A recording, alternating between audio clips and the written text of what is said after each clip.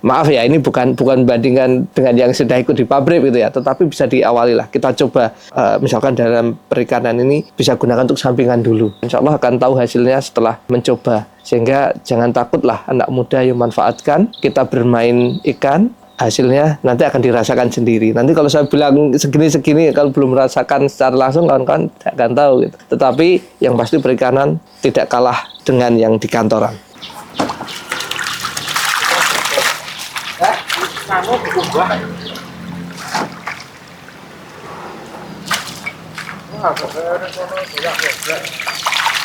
Bismillahirrahmanirrahim. Assalamualaikum warahmatullahi wabarakatuh. Perkenalkan, saya Agus Triyono, bisa dipanggil Agus Putut. Saya tinggal di Potorono, Bawontapan, Bantul. Untuk aktivitas keseharian saya sendiri, saya sebagai pekerja sosial kemanusiaan. Jadi saya pegiat kemanusiaan setiap harinya di salah satu lembaga nasional yang ada di Indonesia. Kemudian saya suka dengan pemberdayaan, dengan empowerment, development begitu. Dan selain itu saya juga fokus di bidang perikanan. Nah, khususnya di perikanan nila merah. Untuk perikanan sendiri saya sebenarnya sudah lama begitu ya. Lama dengan dunia perikanan karena ini menjadi salah satu hobi saya begitu. Jadi di awal dulu gitu ya, karena orang tua saya juga seorang petani, bahkan dulu orang tua simbah, bahkan ya dari simbah saya itu penambang ya. Bahasa kalau sekarang sedang heboh, sedang ini ya dengan bahasa tambang gitu. Dulu buat batu bata gitu ya, dengan memanfaatkan tanah yang ada kemudian dibuat batu bata. Nah, dari situlah saya sering ikut tiap pagi pulang sekolah itu ikut kalau siang gitu ya. Dan ada bekas galian-galian batu bata itu yang ada air, akhirnya dikasihlah ikan. Nah, mulai di situlah saya mulai seneng, mulai hobi dengan ikan. Nah, kemudian seiring waktu begitu ya, setelah saya lulus sekolah mulai fokus di perikanan itu. Jadi kalau dulu masih dengan ikan yang campur-campur, ada bawal, ada nila baik hitam, merah, kemudian ada lele dan seterusnya yang kemudian saat itu kita pancingkan gitu, kami pancingkan biasanya kalau sudah ukur kami pancingkan. Nah, saya juga mulai berpikir begitu ya, sebenarnya kayaknya apa ya yang bisa lebih lagi hasilnya kalau dari sekedar hobi gitu. Cukup lama lah ya jadinya kalau dari kecil sampai sekarang gitu. Jadi kalau hitungan tahun ya berapa ya, tahun 1994 lah itu mulai ikut. Pokoknya sejak sering ikut di sawah gitu ya, itu mulai kenal dengan ikan dan mulai hobi. Nah, mencari sebenarnya mana yang bisa berkembang begitu ya, tidak hanya sebatas hobi saja gitu. Kalau bisa itu yang hobi tapi juga menghasilkan gitu ya. Nah, akhirnya di tahun 2019 kebetulan saya jalan-jalan begitu, dan itu sebenarnya juga dampak dari saat di lembaga karena saya sering ketemu dengan banyak orang, ketemu dengan para pemberdaya, para petani. Wah, ini menarik, ini kayaknya ada peluang untuk budidaya perikanan nila ini. Nah, akhirnya mulailah di situ coba nila gitu ya. Tentunya dengan jalan ke sana kemari, belajar dari yang sudah berhasil gitu, kemudian melihat peluang gitu ya. Tentunya peluang, potensi ke depan seperti apa. Kalau dilihat di Jogja ternyata nila ini cukup peluang nih, prospeknya cukup besar gitu. Karena selama ini kan masih lele ini yang yang banyak yang orang butuh gitu ya. Tetapi kok kayaknya nilai ini sebenarnya banyak yang suka juga gitu. Tapi yang produksi belum banyak, sehingga pengenlah masuklah di nila. Selain juga mudah juga ya, mudah produksinya gitu. Akhirnya masuk di situ.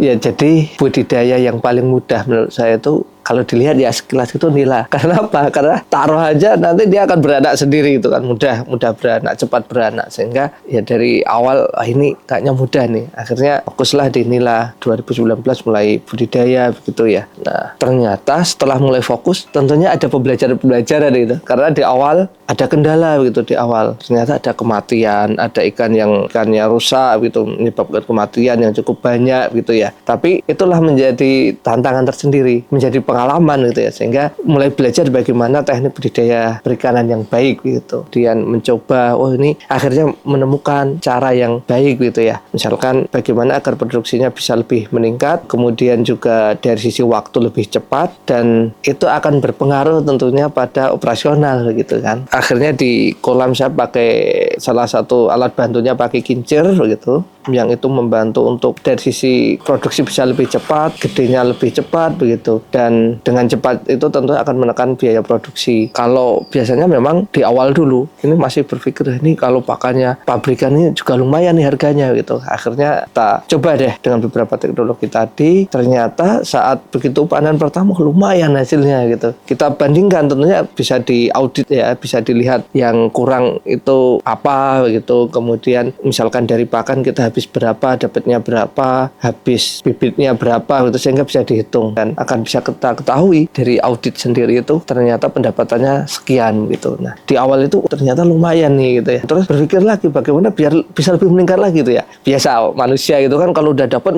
pasti masih merasa kurang gitu kan. Nah, ini juga terjadi, bagaimana agar bisa lebih maksimal lagi nih. Ternyata sekian ini saya rasa masih bisa dimaksimalkan. Nah, akhirnya dicoba terus dan alhamdulillah bisa berkembang sampai sekarang gitu ya, dari beberapa pengalaman-pengalaman yang tentunya juga belajar dari pengalaman orang lain gitu yang.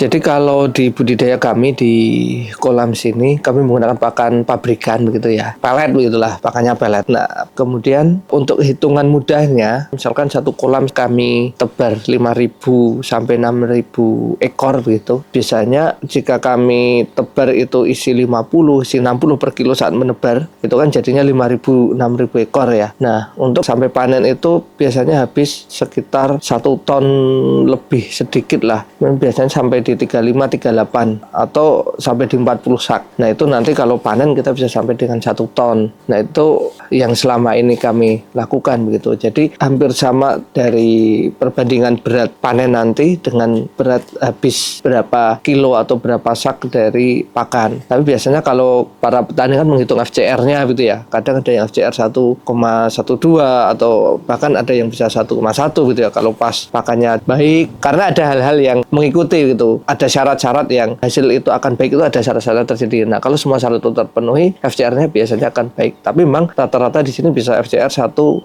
sampai 1:1,2 kilo begitu. Sehingga biasanya misalkan dari tadi 1 ton panen, kita mau panen ikan 1 ton, biasanya menghabiskan sekitar 35 sampai 40 sak untuk peletnya. Jumlah kolam kami ada 10 kotak ya, 10 petak, tapi memang ukurannya beda-beda. Setiap kolam itu ukurannya beda-beda.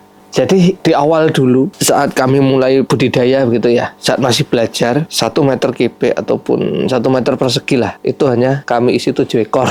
7 ekor itu dalam 1 meter diisi 7 ekor gitu ya. Walaupun ekorannya masih kecil-kecil gitu kan ikannya, benihnya masih kecil-kecil, tapi kami hitungannya saat nanti itu sudah ukur konsumsi begitu. Nggak bisa kita mengukur karena ini masih kecil 1 meter kita isi 20 itu. Nah, itu nggak bisa, tetapi dari awal sampai dengan panen ya isinya segitu. 1 meter kami isi 7 ekor saat itu. Saat awal ya, itu belum pakai tambahan teknologi apapun, masih manual. Kemudian bertambah hingga sampai akhirnya ada yang pakai blower, ada yang pakai kincir begitu. Kami tambah kepadatannya hingga 1 meter kubik menjadi 20 ekor kepadatannya. Nah, itu yang bisa menambah kualitas produksinya begitu ya. Yang awalnya hanya isi 7 ekor jadi 20, itu kan udah hampir 3 kali lipat begitu ya. Untuk produksinya biar lebih banyak, sehingga memang butuh teknologi yang lain yang bisa digunakan. Nah, kenapa kami pakai kincir gitu? Karena kolam kami ada yang di tanah gitu ya, ada yang di darat gitu. Yang di darat pakai blower, yang di tanah pakai kincir. Nah, itu sebenarnya untuk menambah oksigen juga ya. Kincir itu kan bisa nambah oksigen dengan perputarannya itu, kemudian ada arusnya gitu ya. Sehingga ikan itu akan lebih sehat, kebutuhan oksigen akan lebih terpenuhi. Dan dengan ikan yang oksigennya terpenuhi, itu akan berdampak pada pertumbuhan. Kenapa? Karena makannya itu akan lebih banyak lagi, makannya akan lebih banyak. Sehingga dengan makan yang banyak tentunya akan mempercepat pertumbuhannya. Tetapi tidak boleh lupa juga bahwa kalau kita budidaya itu ada 4 hal yang berpengaruh. Yang pertama memang terkait dengan kolamnya sendiri, airnya sendiri, airnya bagus apa tidak. Kemudian yang kedua, kualitas dari benihnya. Kualitas benih ini cukup berpengaruh sekali. Kalau dari kualitasnya nggak baik, saat diberi makan bagus tuh, dia rakus gitulah bahasanya ya, rakus gitu. Tapi nggak cepet gede. Nah, ini terkait dengan kualitas bibitnya. Sehingga kita harus memastikan kualitas bibit itu seperti apa, baik apa tidak. Kebetulan kalau di kami melakukan pembibitan sendiri, sehingga kami tahu kualitas induknya seperti apa begitu, sehingga kami bisa memastikan dan bisa mengaudit secara lebih menyeluruh begitu. Nah, kemudian yang ketiga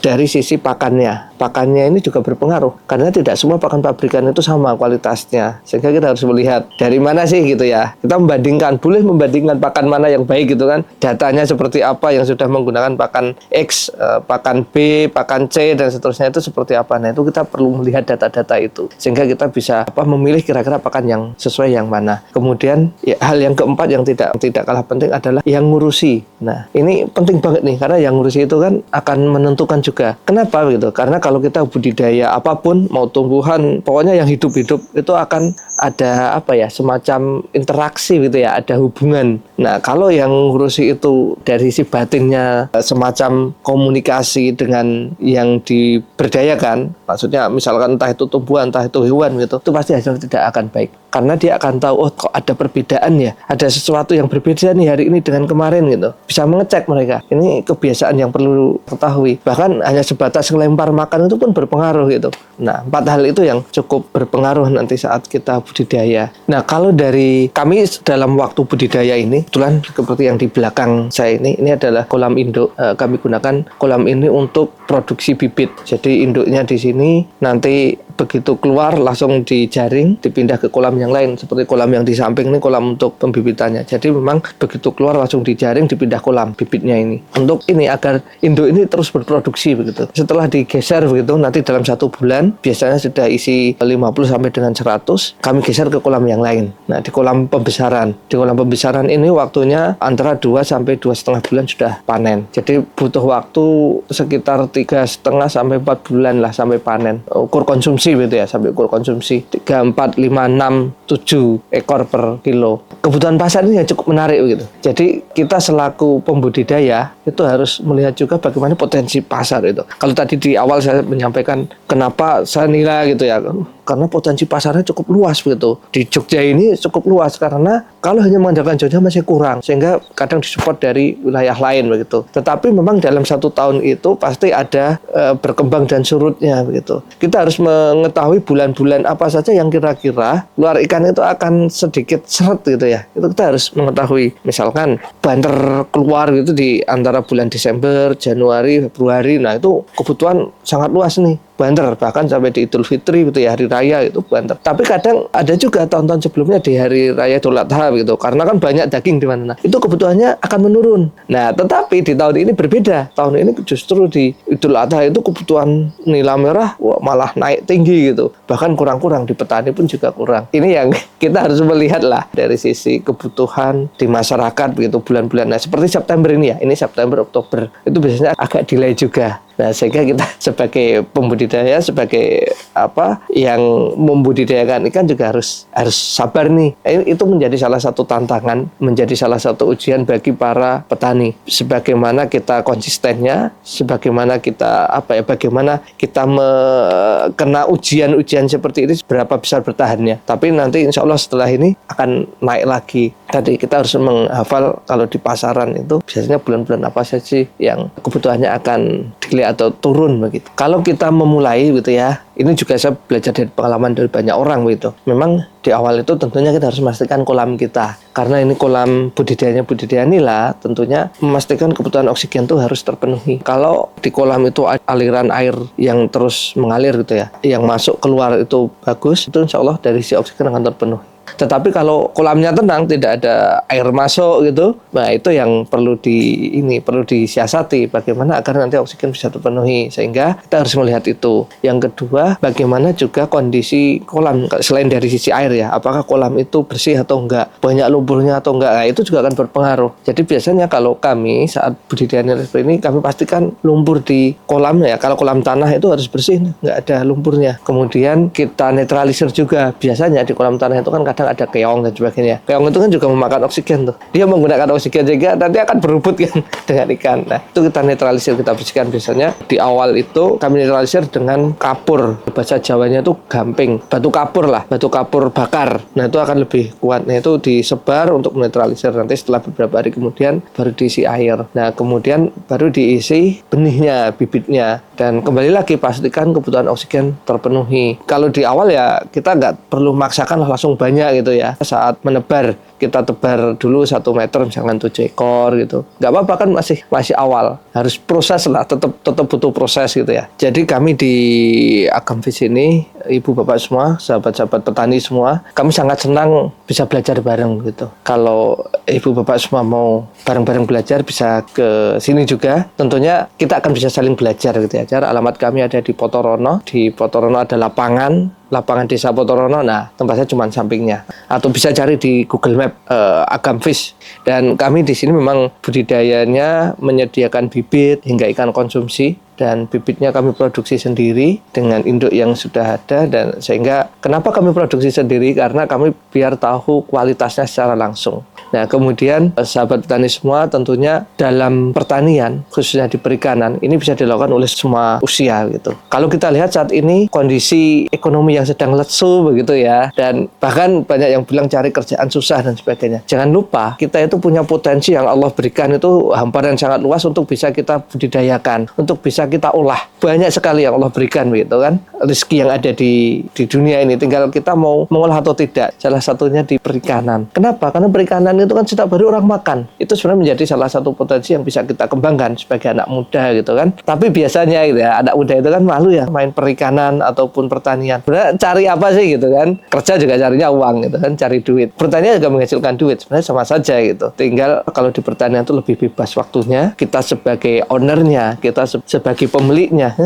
bebas kita atur sendiri. Nah, ini menjadi peluang yang sangat besar gitu ya. Sesama anak muda ini ya. Jangan takut untuk memanfaatkan lahan pertanian. Mau menanam, mau perikanan, ayo kita ambil. Dan kalau saya sendiri mengambil jalur di perikanan gitu, alhamdulillah nanti akan bisa membandingkan hasilnya antara, maaf ya, ini bukan bandingkan dengan yang sudah ikut di pabrik gitu ya, tetapi bisa diawali lah. Kita coba misalkan dalam perikanan ini bisa gunakan untuk sampingan dulu. Insya Allah akan tahu hasilnya setelah mencoba. Sehingga jangan takutlah anak muda yang manfaatkan, kita bermain ikan, hasilnya nanti akan dirasakan sendiri. Nanti kalau saya bilang segini-segini, kalau belum merasakan secara langsung, kawan-kawan tidak akan tahu gitu. Tetapi yang pasti perikanan tidak kalah dengan yang di kantoran.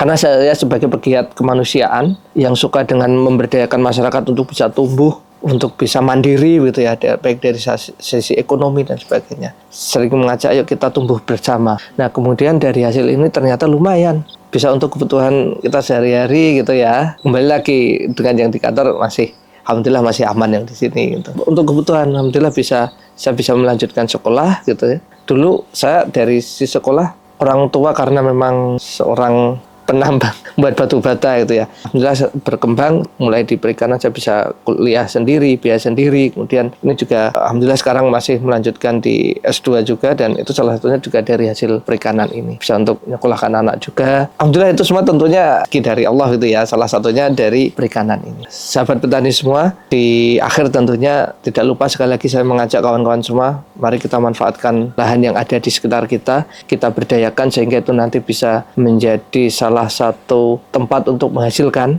untuk bisa kita gunakan baik bagi diri kita, keluarga kita, maupun bermanfaat bagi orang lain. Kita manfaatkan yang Allah berikan ini, pertanian dan sebagainya ini bisa kita maksimalkan secara baik, dan tentunya kita tidak perlu takut untuk mencoba budidaya ikan nila. Insya Allah hasilnya akan lebih baik dan akan terus berkembang.